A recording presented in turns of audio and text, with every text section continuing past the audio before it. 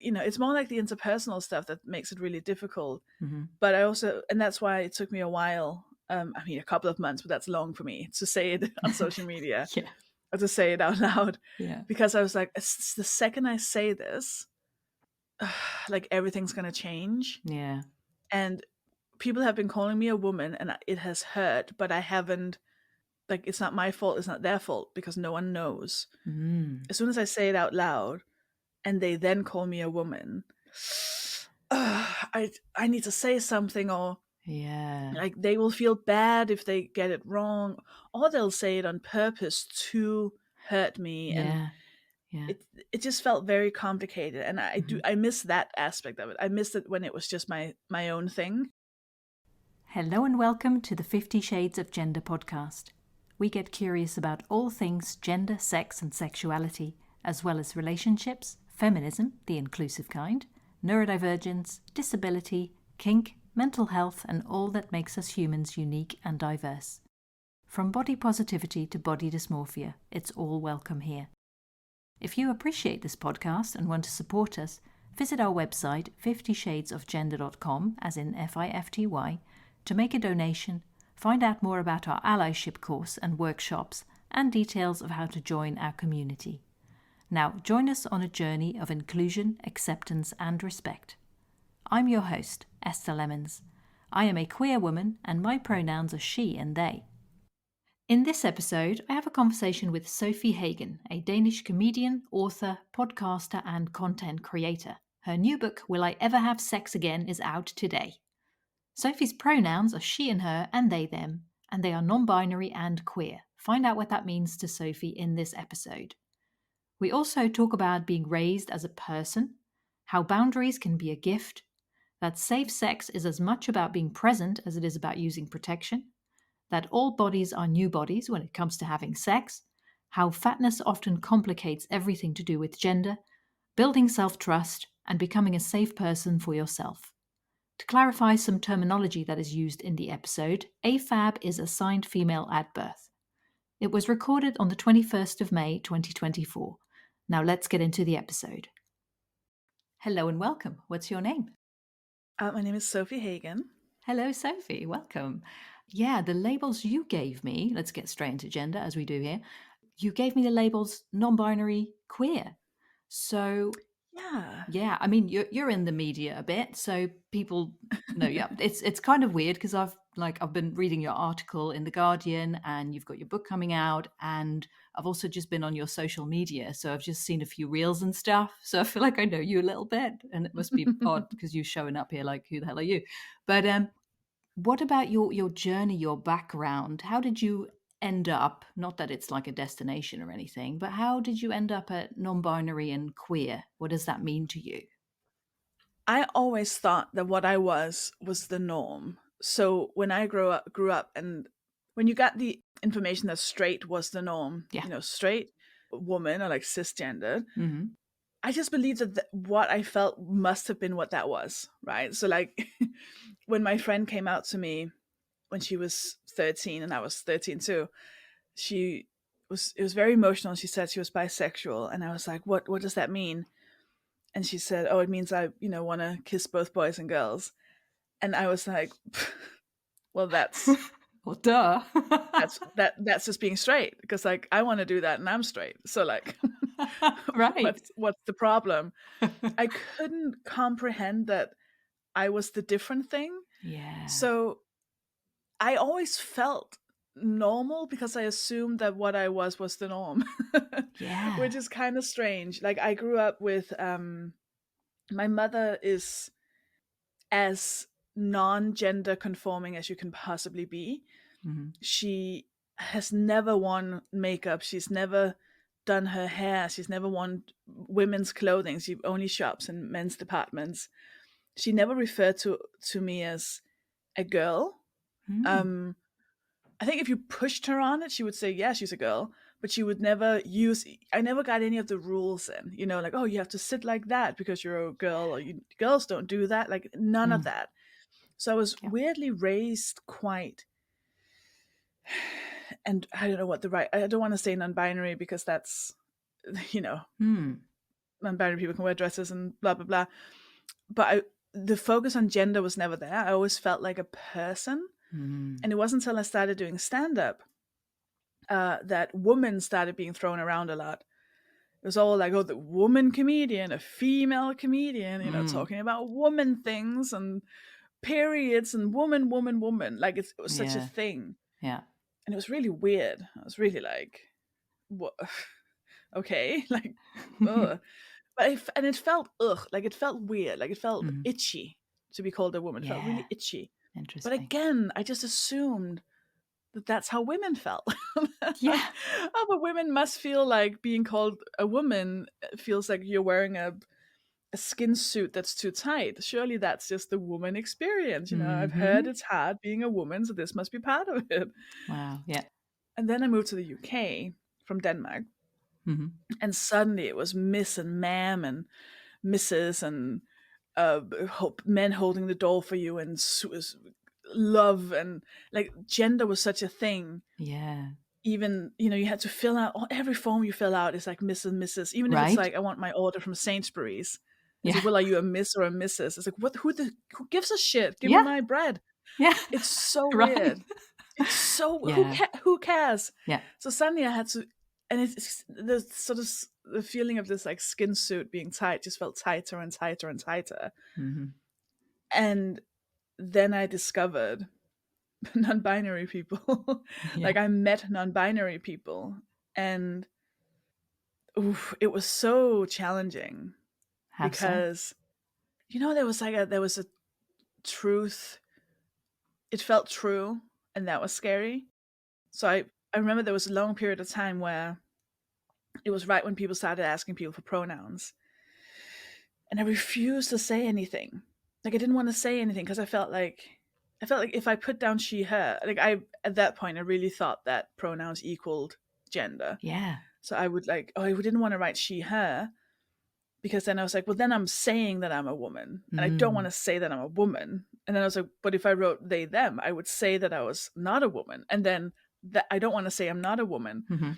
So I would just like, oh, I forgot to wear the name badge. Oh, I'm sorry, I can't find. I like, oh, my name thing doesn't work. I can't fill it out. That's weird. I like, oh, I didn't see the pronoun. Like, I was really ignoring it because I felt like if I had to interrogate that part of me, I would have to start realizing some really true things. That was really scary. And then I saw an interview with Travis Alabanza, who's this incredible trans non-binary artist, who was also my friend at the time. I mean, it's still my friend, but was my friend when I saw them on, I think it was BBC News or something. Yeah. And I just had this overwhelming, like, oh, I'm not a woman. I'm not a woman. I'm not a woman. I'm not a woman. Like, it was just this, like, it just kept repeating inside of me. And I sent them a truly unhinged voice note. I was just like, Travis, I don't know what to do. But I'm probably definitely not a woman. And they were just like, welcome. And it felt very much like home. It was like, oh, you're not meant to feel itchy all the time. Oh, okay.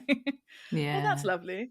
Gosh. And so that was the like non-binary bit. And in terms of the sort of, I think I like the word queer because it encapsulates all of it. I feel like for me, queer is the non-binary stuff, but queer is also, being, I know bisexual also means pansexual, but I don't know. I just feel like queer covers the whole thing, the whole range of, I can fall in love with and be sexually attracted to absolutely fucking anyone. But it also encapsulates fatness, and for me also like the neurodiversity that comes with having lived in this particular body for my whole life. So queer just feels like it. I don't know how to separate these things from each other. Exactly. So it's like how am I my gender without also being the way my body looks and my sexuality and everything else. And that was a very long answer to a very simple question. That's great. Yeah, I mean we've got time, so it's all good. But that makes so much sense though. We can't separate these parts of us, can we? Because for me, like I've been sort of circling around like woman. Oh, when I started doing the podcast and having these conversations, I was a bit like questioning gender as a whole, as a construct. And then I was like, oh, can I question gender without questioning my own gender? I think not. Oh, what does this mean? And then I was Yeah, like, and that's when it woman, gets what does scary. that mean? I don't know. Mm. I'm not a fan of, like patriarchy and conditioning and all that stuff. And I'm like, I'm not sure about this. But then because of my experience and how I was conditioned and raised, I guess, I don't mind the term woman for myself, although I don't fully identify with it, but I also don't not identify with it, So that's No, I that's the know. thing for me. I Yeah. know. I know non-binary people who also identify as a woman, like who are like, Yeah. I'm not, but it feels fine. And Mm-hmm. like, sure. I All think right. as soon as I mean, I just think that what we really want is answers, right? Like what everyone Yeah. really wants is like, I want it to be black and white. I need to write this Yeah. down, Clarity. tell me Yeah. what the right things are. Mm-hmm. But I think every single person's version of gender is different, and Totally. how they Yeah. feel about it. And also sometimes it varies. Like sometimes I can be very sad if I'm referred to as a woman, and other times I'm like not that sad. And also sometimes I get it. Sometimes it's easier for Yeah. someone to say, you know, well, when you started out in comedy, you were a woman in comedy, and I'm like, well, I wasn't, but I also get it, and like, Yeah. I don't always need the clarifiers. If it comes from someone that I know, Yeah. no, Yeah. it's just complicated. And also, if someone told me, oh, well, actually, some kind of weird science has proven that your exact experience with gender is what a woman is, I'd be like, oh, okay. Yeah. But I mean, how would you know Sure any then. different? Like if this is your experience, this is how you grow up, you think, oh, every woman feels like this. And obviously then you Yeah. you found like that is not the Well, case then at I one spoke to point. one. Yeah. I spoke to my friend, and I was like, you know how we were watching a drag show, and it was the first time I'd seen Drag Kings, Yeah. PEX, which is an incredible drag troupe. And I was like, I turned to her and I was like, isn't it amazing? Like you just watch all these people, and you just think, I guess I'm not a woman. And she was like, no. What do you mean? I don't Yeah. think that. And I was like, oh, Hang on. oh, oh, Yeah. because you are. Okay. Oh, that makes sense. That is interesting, isn't it? Yeah, and something you just said, like sometimes it can affect you more than other times. Like sometimes someone might call you a woman and you're like, oh, and other times you'll be like just rolling your eyes and letting it go. Hmm. But underneath that, would you say there's always this like itchiness of like, no, no, not quite right, and how that Yeah. how that Yeah. lands and how you receive that can vary from time to time. There's always a fear. There's always like a fear that I think that's why I was struggling so hard with coming to terms with it, was because if I was a woman who had this bad feeling whenever I was called a woman, then that would be my problem. Hmm. But if I am not a woman and people call me the wrong thing, then it almost felt like my responsibility to then tell them otherwise. And Hmm. I've been raised to be a person who never makes a fuss, and who never, Yeah. never creates a scene, and never, is never Never rocks difficult. the And boat, and so, yeah, yeah, yeah, so suddenly having to be right. like, oh, I'm so sorry, but, it's more like the interpersonal stuff that makes it really difficult. Hmm. But I also, and that's why it took me a while, I mean, a couple of months, but that's long for me to say it on social media, Yeah, or to say it out loud, yeah, because I was like, it's the second I say this, like everything's gonna change. yeah.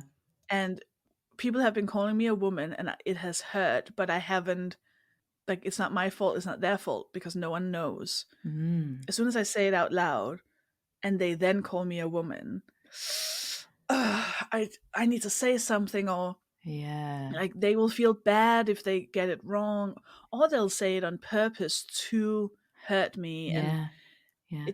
it just felt very complicated, and Hmm. I miss that aspect of it. I missed it when it was just my own thing. Yeah, um and yeah. that, I'll see people in my comments where someone will say like, you go girl, or something, and then someone Oh, will comment and be like, actually they're non-binary, like stop being transphobic. And I'm just like, oh, no, no, no. don't stop. We're not arguing. Like, we're not. Yeah. No, Yeah. no, no. We're not. Or even just people referring to me as she, which is fine. I use she, her Mm-hmm. pronouns. Mm-hmm. And people are just like, they're non-binary. And then I have to like, then I have to step Mm. in and say, you're the one being an ally here, but non-binary doesn't equal they them pronouns all the time. There's Yeah. pronouns and Yeah. Yeah. gender is not the same thing, and I use she her pronouns. It's in my bio, and all of that mess I don't like. I don't like the Yeah. mess. I just want to be a person, and I just want to be treated as a person, Mm-hmm. and I don't understand why we keep having to say the gender when we're not sure. Yeah. And also I get how that's easier, and I do it too probably, and Mm-hmm. yeah, it's complicated, isn't it? It is. Yeah. Yeah. That's such a good point, though, because as soon as you come out with this identity aspect of yourself, the thing is, you can't help but, or you can't help, people are gonna be having a reaction to that. Whether that's like, I think within themselves, there's also a sense of like, oh, if I'd have known, I could have done better for you. And Mm, they might be frustrated about that. And it's like, oh, I wish you'd said mm, something sooner. Do you know what I mean? But also, yeah. yeah, and some people, like you say, they're just going to be assholes and misgender you intentionally. Yeah. So that's a thing too. There's also my big fear was also just having to be a spokesperson, Yeah. because that if you like out if you say out loud, "Oh, I'm this," like, Yeah. instantly my comment field was full of questions. Yeah. Oh, but what does that mean? Why is that? Then how do I do with this? And what do I? And I was just like, oh, I am just non-binary. I'm not an expert on gender. Right. Yeah. Like, Yeah. I'm fat and I know a lot about fatness. I can talk about fatness, right? Like, I've done the studying, I've read the books, I know everything there is to know about fatness and fat Mm. politics. Gender, I don't know. Yeah. I'm not. Yeah. I can only talk about my experiences, and like, Exactly. Yeah. I Yeah. I have good friends who are trans, and and they have all the statistics in their heads, and they're like doing all the work, and Hmm. I just can't do That's that. not And I your was like, oh lane. fuck, if I Yeah. start, and I don't want to ruin anything for the movement by not having all the right answers. And that was, Yeah. and I don't want to be like the thing is, I've just never wanted to be the label something.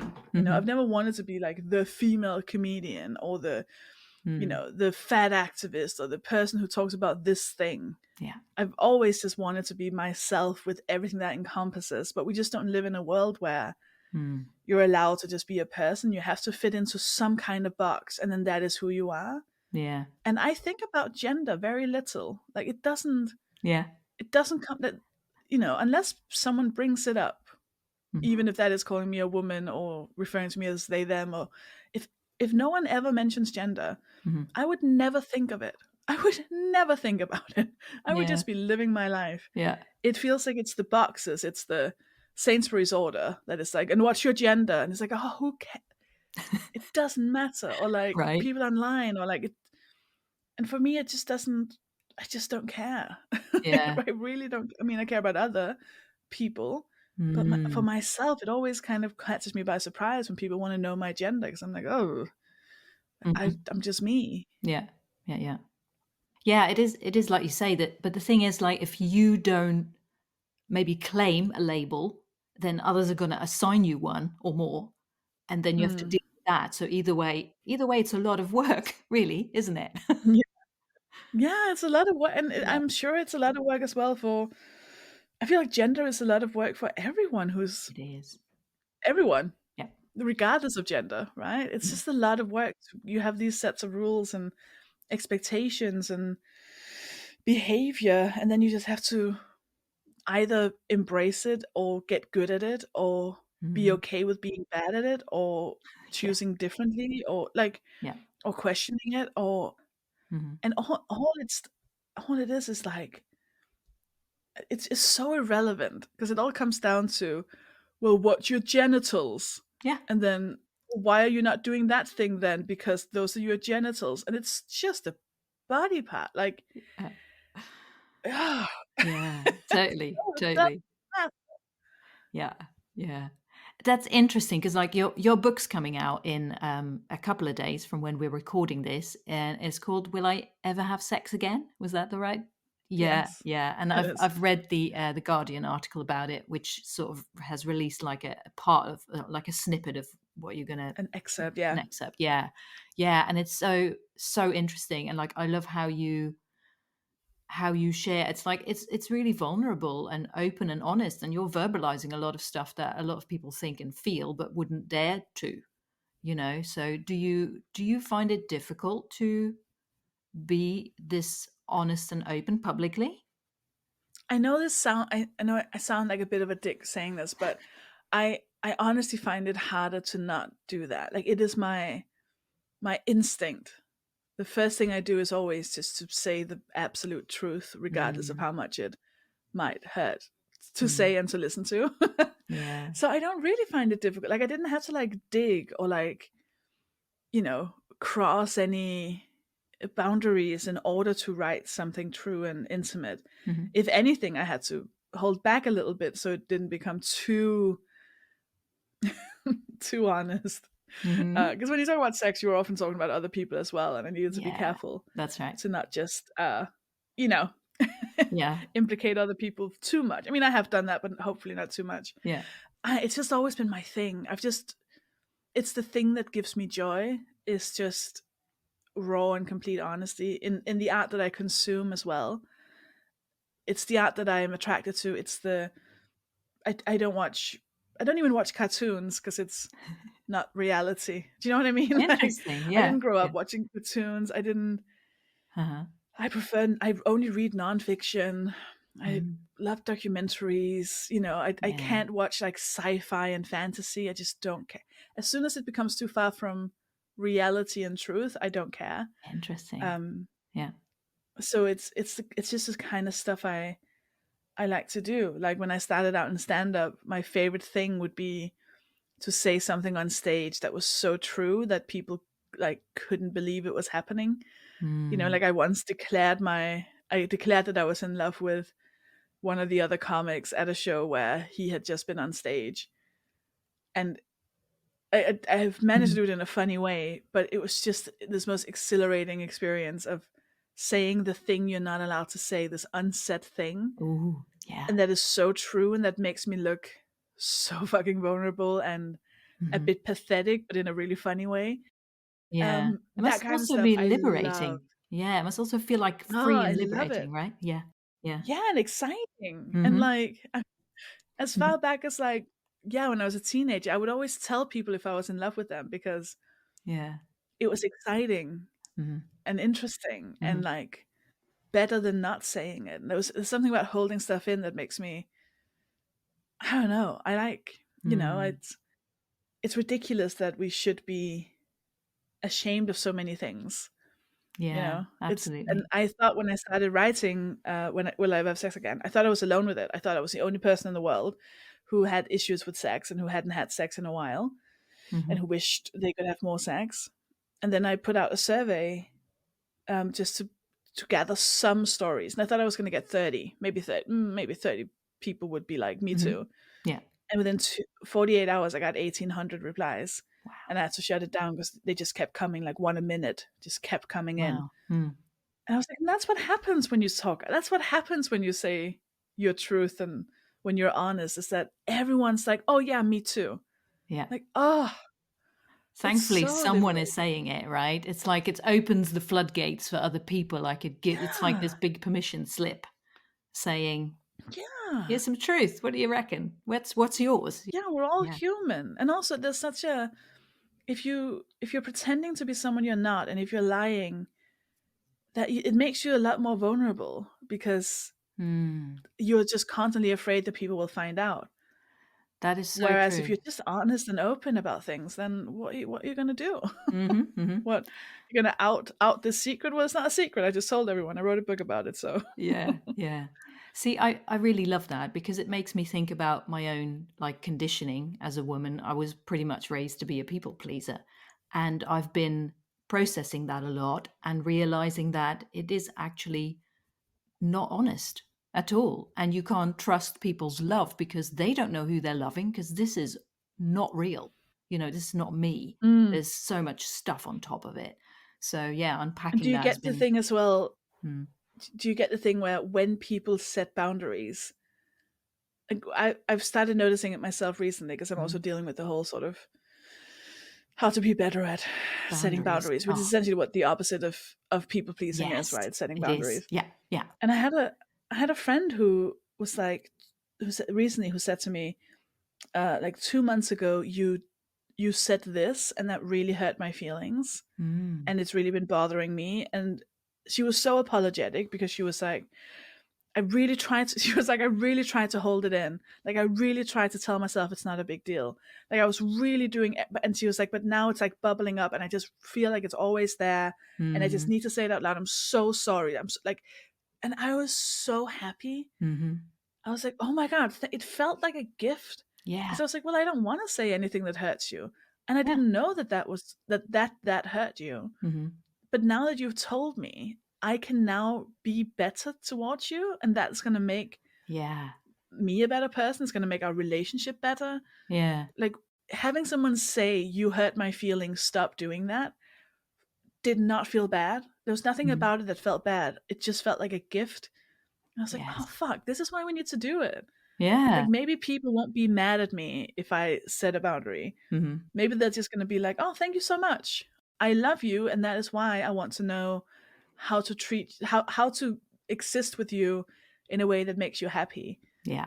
So, like, setting a boundary is a gift. I mean, I keep saying that, but my brain is like, no, it's not. You're evil. It But does take some reframing, doesn't it? Because it feels oh my genuinely God, yeah. scary, and like I think it really can trigger your nervous system responses. Like, this is not Mm, safe. You're going to get rejected and abandoned. Protect yourself. No, no, mm, don't set a boundary.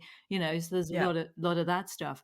But I totally relate to that, and it does take a lot of like pivoting it and reframing and And reparenting yourself, practicing. You have to practicing do too. it. Yeah, yeah, You have to actually do it. You can't just be like, oh, this is a yeah, moment I should have set a boundary. Well done, me. yeah, You have to yeah. actually do it, which is, True. Yeah. ugh, And it's so sometimes it is a hard. matter of, oh, yeah, should have set a boundary and I didn't. Well, I'll do better next time. Like letting yourself off the hook, I think is Yeah. a good idea because it's such a, I think if you don't have self acceptance and self compassion in that journey, you're going to really struggle with it. So I think that is an essential Yeah. component. Also prepare yourself for my first therapist. I said to her, like, oh, but if I start, because I was to talk about being a people pleaser, I was doing Uh-huh. everyone's homework. Wow. Yeah. And I was getting a bit stressed out because I was doing 20 people's homework. Oh, gosh. And my therapist was like, you need to start saying no. And I was like, yeah, but if I say no, then people are going to get mad at me. Mm-hmm. And I was kind of expecting her to say, of course not. Of course, no one's going to be mad at you. Instead, she said, oh, yeah, by the way, yeah, they are. Mm-hmm. I was like, what? She was like, yeah, because if people know you as someone who never says no, and then you suddenly say no, they're going to take that personally because they think that you are now mad at them.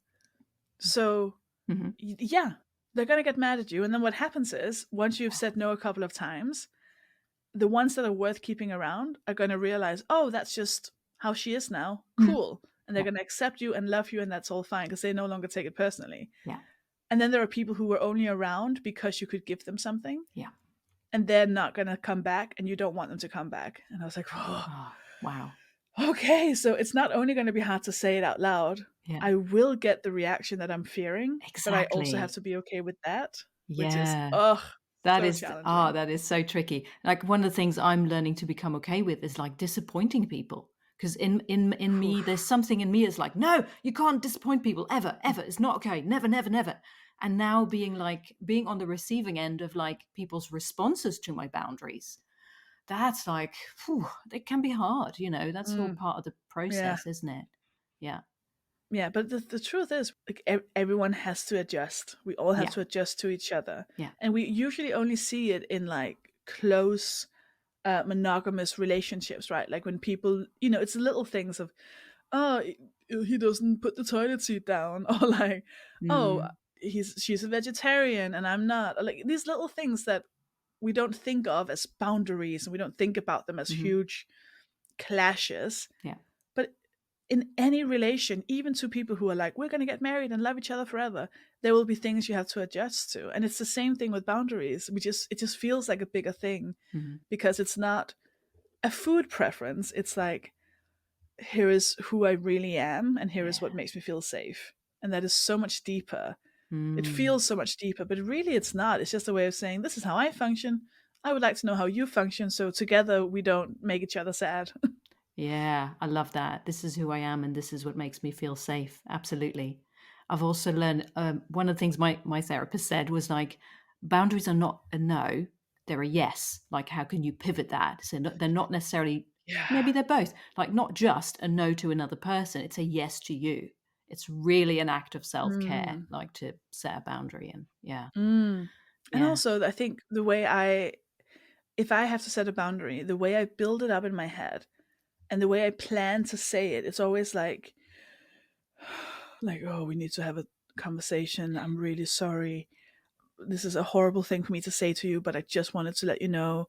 Like, it's always this like, yeah, oh my God, something, I'm about to say the apologetic. worst thing in the world. Yeah, But when I've met people who have healthy boundaries, they're just like, hey, you really need to stop. You really need to stop texting me after midnight because like my phone is always on sound. So like, stop doing that. And I'm always like, oh yeah, okay, thank you. And I was like, mm, oh, that was fine, and no one got hurt. I didn't even notice that a boundary was set because it wasn't set in this like, okay, we need to that's have a chat. heavy. You've done something bad. Yeah. Yeah, yeah. Sometimes you can just say, oh my God, stop saying that. I hate that. I hate when you say that. It Yeah. really hurts my feelings. And then Mhm. it doesn't have to be a big deal. It's just because it's become this like, I'm about Yeah. to assassinate someone with words. So I'm going to do this very carefully. That's It's right. fine. You can just say, like, oh, I don't like Italian. Can we eat something else? And it's fine. Mhm. It's fine. Yeah, yeah. Although your pasta recipe the other day, that looks really good. But Oh my yeah, God, I'm that's very such a much, I thing, isn't it? actually really do like Italian. Oh, is it? Yeah, me too. Me too. Yeah. But it is like, yeah, I think as you get better and you practice at this stuff, then it becomes you get to that place. I fucking hope you get to that place of like, oh, here's a boundary, and it's like no big Yeah. deal. And it's like, I just Yeah. cannot even wait for the day when I'm like, that is actually something that you can do? Like set a boundary and not feel guilty or wow, like, yeah, yeah, goals. Or you feel guilty and you do it anyways. Yeah, That's the exactly. harder That's the one. start of it, isn't it? Because you're going to be like, I'm a horrible person. I've let this person down. And it's like, well, I'm going to have to suck it up. And so are they, like that's Yeah. yeah, yeah, Yeah. Otherwise, we end up disappearing. We end up losing ourselves. That's absolutely. because we feel like oh, if I don't hurt that person, then no one is hurt. But you're hurting yourself by Absolutely. not saying the thing. Yeah. So we're just choosing our own pain over theirs, which feels, oh, I'm such a good person. It's not. Like, no one Mhm. wins. Oh, seriously. Oh, there's so much to this. It's great. It's great to explore and also very difficult. But Yeah. yeah, so I think it's all part of like the journey, isn't it? Like claiming more of who we are in a way. And so as you embrace like the non-binary part of yourself, how do you relate to like your body and like when it comes to sex? Because you called yourself in this article, you said you were like, something like a queer sex virgin. That was something you were Yeah, talking about. Yeah. So what I've about only that? ever slept with cis men, Hmm. unfortunately. Really unfortunately. Yeah. which is which is where my struggle has been with fitting into the queer community because I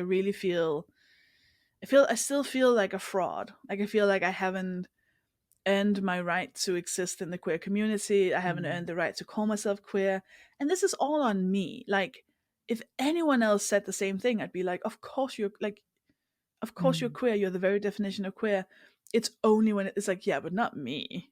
I Mm. don't deserve it because and I just have to start letting that go. Mm. So I wrote about that. The book covers sexual trauma, sex education, gender, body image, sexuality, and neurodiversity. So it's all the Mm. things that are like standing between me and having a sex life that I would like and enjoy. Mm.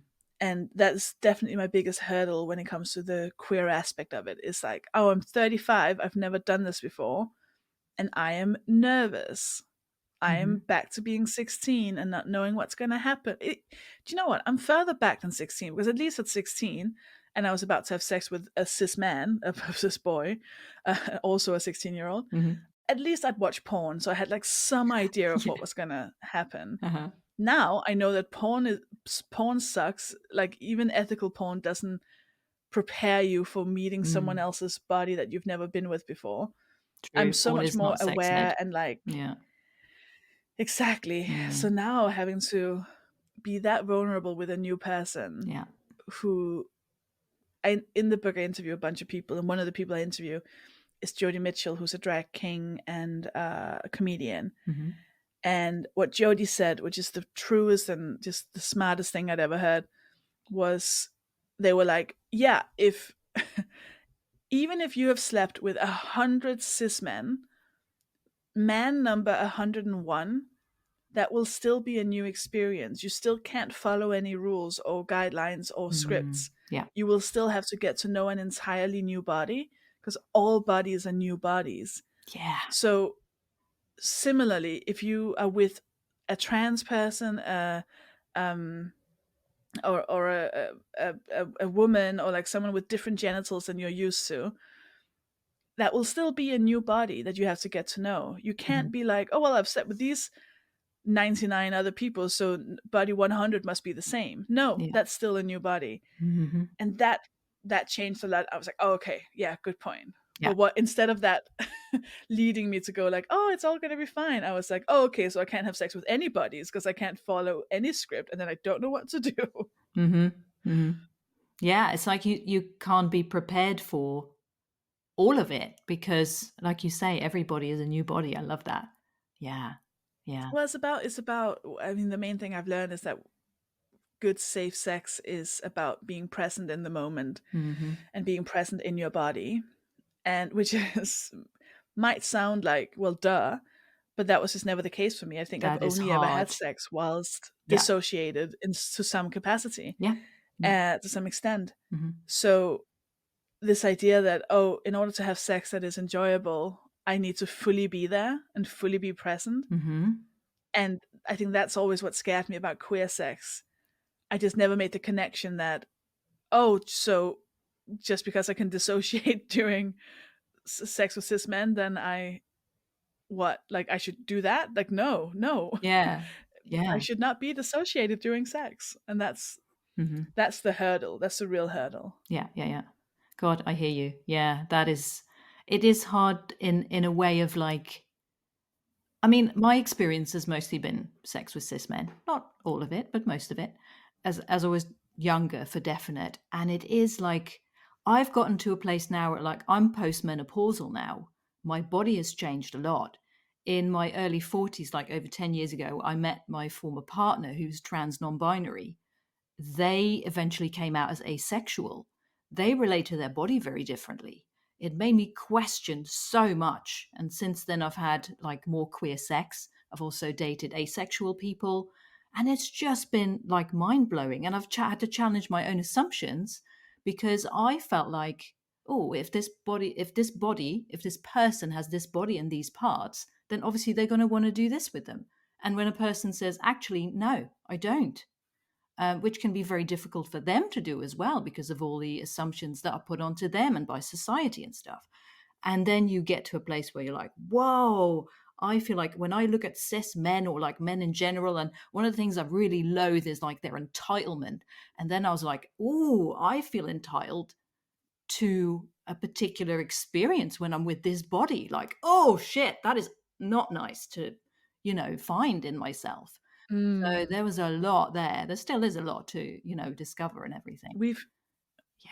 we've really not been set up to have positive sexual experiences. Like none No. of us, even cis men. No.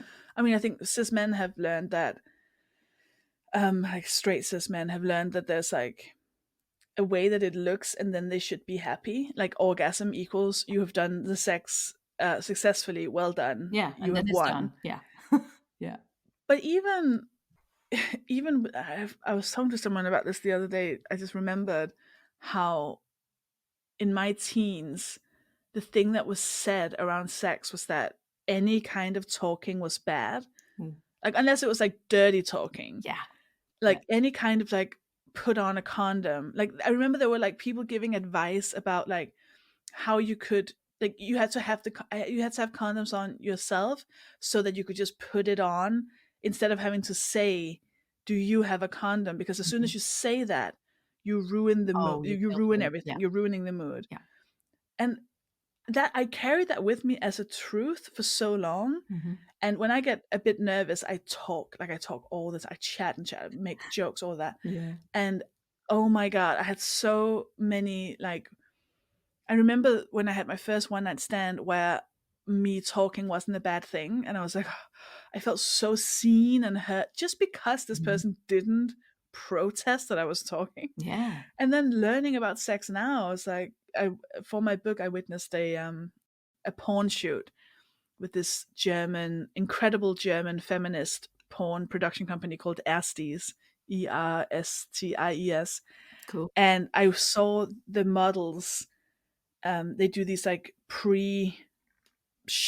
I forget what they call them, but it's like discussions around it. So Yeah. the Karen, who was the director, was like, "How are we feeling in our bodies today?" And then they both replied, and then they were like, "Okay, so what do you like and what don't you like?" And then one of them would go, "So I don't really like pulling my hair. I don't, so please be careful with my hair because I have quite long hair and I'm a bit sensitive. Mhm. I do like stroking it though. Like, feel free to stroke it. I don't like." She was like, I don't remember what she said, but she was like, "Oh, I like all these," and then she was like, "Oh, I don't like is this, but I really like that."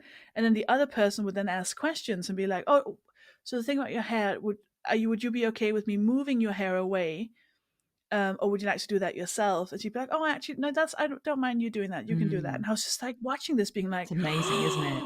Yeah. "Oh my god, oh my god!" And my first thought in my head was, "Oh, but what if I said that and then the other person didn't want to have sex with me anymore?" And I Mm. was like, "Whoa, whoa, where did that come from? That Yeah. is wild." Because if that was the case, then I shouldn't have sex with that person, period. Mhm. And like, what is happening? And Yeah. that it just made me realize that, oh, good sex is about talking. Like, Yeah. it is about asking the questions. How are you going to Yeah. be? If you were doing anything else together, you would surely have a conversation first. Yeah. Yeah. Like, They if you were don't show going to you that in build porn, an do they? IKEA bookcase, Yeah. yeah, build an IKEA bookcase without talking. What? Yeah. No. So I that it's such a and Yeah. all that was just to say, like, I think men in particular would also benefit a lot from Mm. having a conversation. Totally. Like, imagine just like the hetero, well, what I thought was a hetero one night stand I had when I was 21. If I had just been like, right, so what do we like? What don't we like? What do you prefer? What are your boundaries? What, like, Mhm. oh, the sex I could Different. have had. Right. That's Yeah. one thing that you definitely start reflecting on, the sex I could have had if Oh, I'd, if things had been different or if I'd been different. Yeah, definitely. And like some of the things you said in your article as well. Let me just check my notes. Being scared of intimacy and rejection and not being desirable to potential sexual partners. I can relate to that because of my age and my body changing. And I've also been in a similar position to you. Like after my partner came out as asexual, I kind of just, that part of me went a bit dormant. My sexual self went a bit dormant, and for a good few years. And then I was like, I need to just rekindle this part of me because I just felt like I was just fading to gray or something. And also I was like, right, okay, I want to have sex. I want to have sex again. And then you get yourself on a dating app maybe, and the thing is opportunities arise, and then you're like, it's like your body's saying no, nuh-uh, and then you're like, what is going on here? I want to have sex. Here's an opportunity. Why am I not jumping, jumping on it? And then, yeah, it can be confusing. I mean, have you found that? yeah. I mean, that's exactly my experience. Is that, and it always makes it a bit like I'm being asked because I'm promoting the book at the moment. Hmm. There's a lot of people who are like, "Oh, I'm writing a book. I'm writing an article about celibacy. Can you just quickly give me a comment on how celibacy has improved or made your day worse?" Like, and I'm like, "Oh, this is so much. It's so complicated. I can't just give you a Can you sentence, just, yeah, anything started with can you because it's just? I'm a bit like, no. yeah."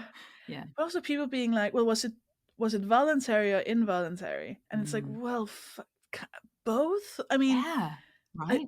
How do I describe, like, it's not that I haven't had the we're so used to thinking of sex as like, especially that thing that I think every woman has heard, that sentence like, oh, you can just go into the street and you can just get sex. Like, if you just go into the street, you just go up to a random stranger and you say, can I have sex with you? They'll do it.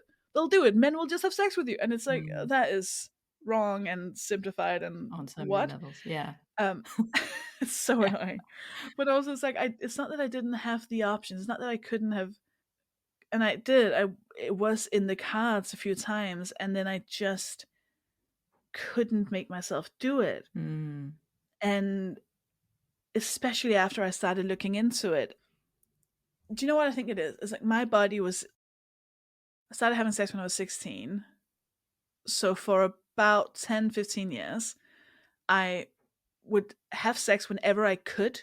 It's like, Mhm. if anyone ever was like, I remember once sitting in a bar, and then this guy, one guy said, this is a Danish comedian thing, and a Danish comedian said, do you want to come home with me? And I was very drunk, and I remember saying, no, I don't want to go home with you. And I felt quite proud. I was like, I said no to sex. That's a very good thing. I should not be having sex with my colleagues. Well done, me. Mhm.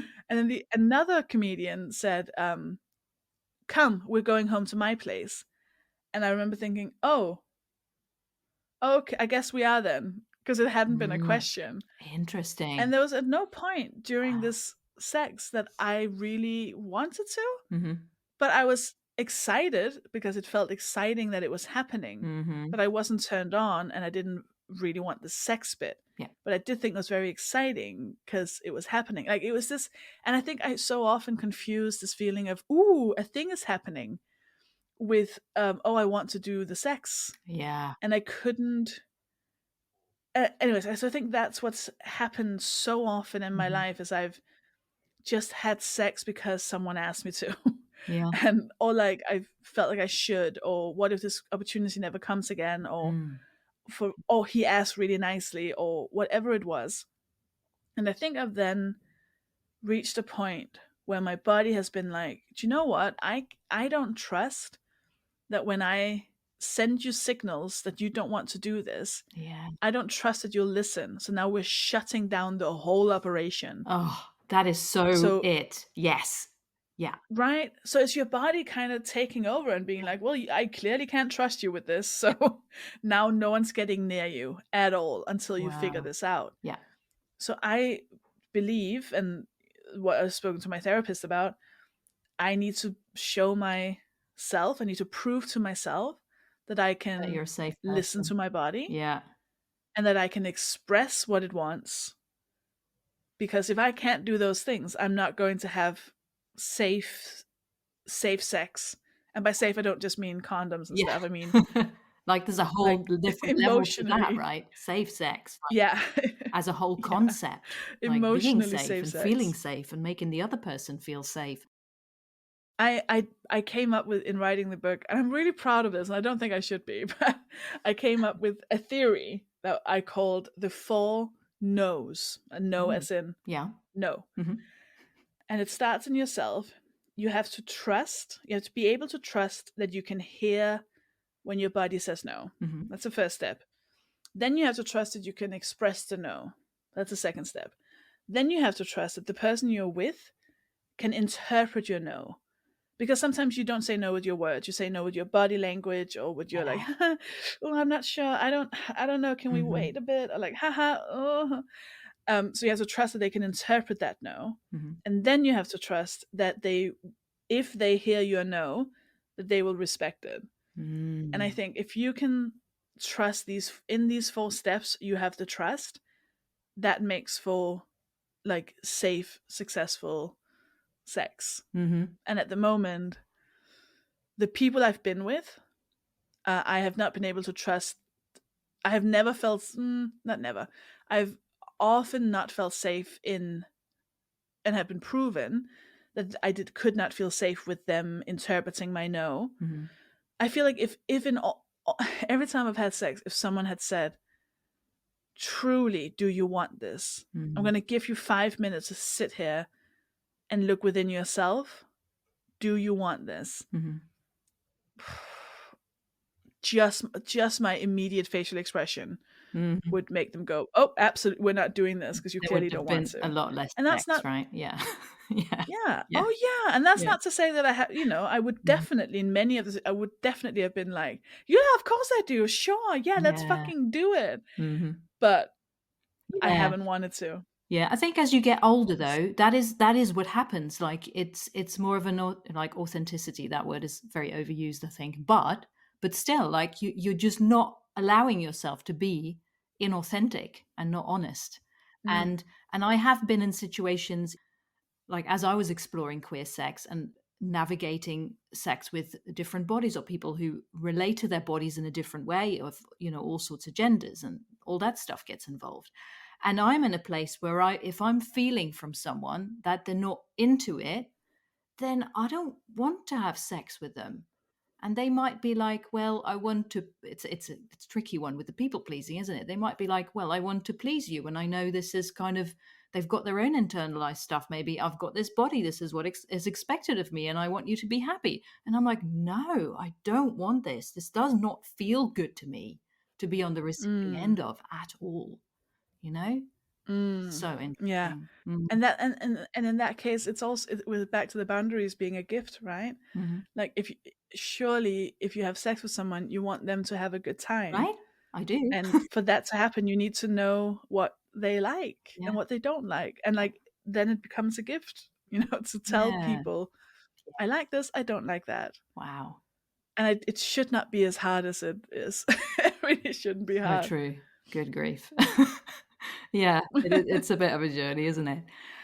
Wow, I feel like I could talk to you for ages about this. It's all very good fun. Is there anything that you would like to share about gender or sex or anything that is important to you or alive for you right now that we haven't talked about yet?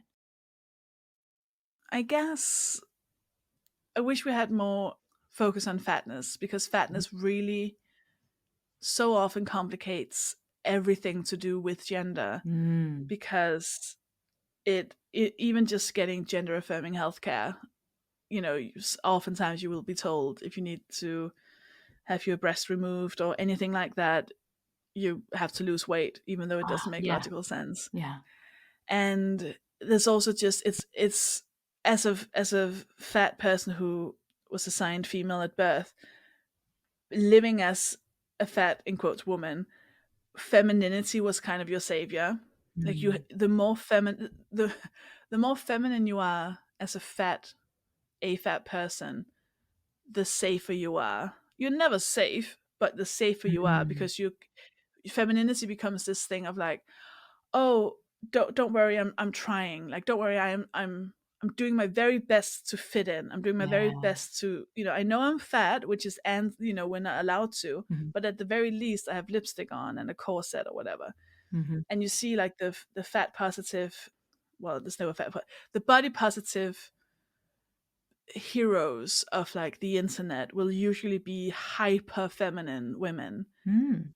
because that is what's like the accepted. If you are both masculine and fat as a not a cis man, like it's almost like Mm. you've betrayed the patriarchy twice, and that is like a death Wow. sentence. Like you're not allowed to do that. Yeah. So I think as someone who I cut my hair off in September last year, Mhm.